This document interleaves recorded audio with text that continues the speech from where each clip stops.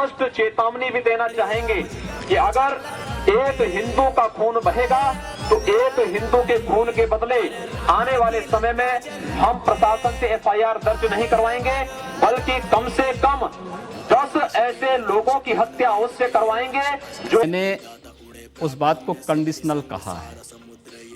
अगर कोई आपको मारेगा तो मुझे लगता है कि सामने कोई मानव होगा तो उस मानव को आप ये मान सकते हैं कि आपने एक थप्पड़ मारा, दूसरा थप्पड़ भी सहन कर सकते हैं। लेकिन अगर सामने दानव है तो अगर मारना एक हाथ से मारता है, दूसरा हाथ से उसका जवाब भी दीजिए। जब कानून और व्यवस्था फेल हो जाती है, जंगल राज हो जाता है, तो जंगल राज का जवाब जैसे को तैसा देने की तैयारी होनी चाहिए।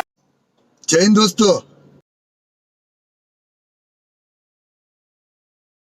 स्पष्ट चेतावनी भी देना चाहेंगे कि अगर एक हिंदू का खून बहेगा तो एक हिंदू के खून के बदले आने वाले समय में हम प्रशासन से एफआईआर दर्ज नहीं करवाएंगे, बल्कि कम से कम 10 ऐसे लोगों की हत्या उससे करवाएंगे जो लोग किसी कतई अब बर्दाश्त की सीमाएं समाप्त हो चुकी हैं।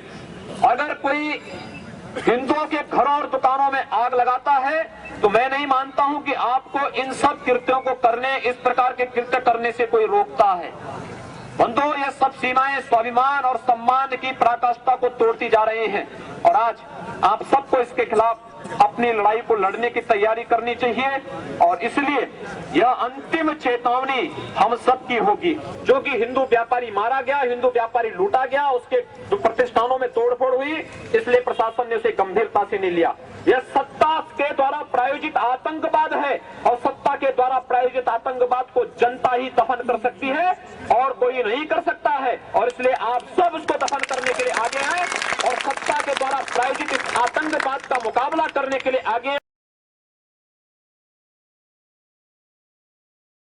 मैंने उस बात को कंडीशनल कहा है। अगर कोई आपको मारेगा तो मुझे लगता है कि सामने कोई मानव होगा तो उस मानव को आप ये मान सकते हैं कि आपने एक थप्पड़ मारा, आप दूसरा थप्पड़ भी सहन कर सकते हैं। लेकिन अगर सामने दानव है तो अगर मारना एक हाथ से मारता है, दूसरा हाथ से उसका जवाब भी दीजिए। मैं एक सन्यासी हूँ। अगर हमें शास्त्र का प्रशिक्षण दिया गया तो शास्त्र के साथ साथ शस्त्र का भी। अगर हमारे हाथ में एक हाथ में माला है तो दूसरे हाथ में हम भाला लेकर के भी चलते हैं, जिससे समाज को शिष्ट भी किया जा सके और दुष्टों को उनके कृत्यों की सजा भी दी जा सके। एक सन्यासी का सही कर्तव्य होता है। योगी जी, आप भारत की पार्लियामेंट के सदस्य हैं, आप उस सर्वोच्च व्यवस्था में हैं जो कानून बनाती है।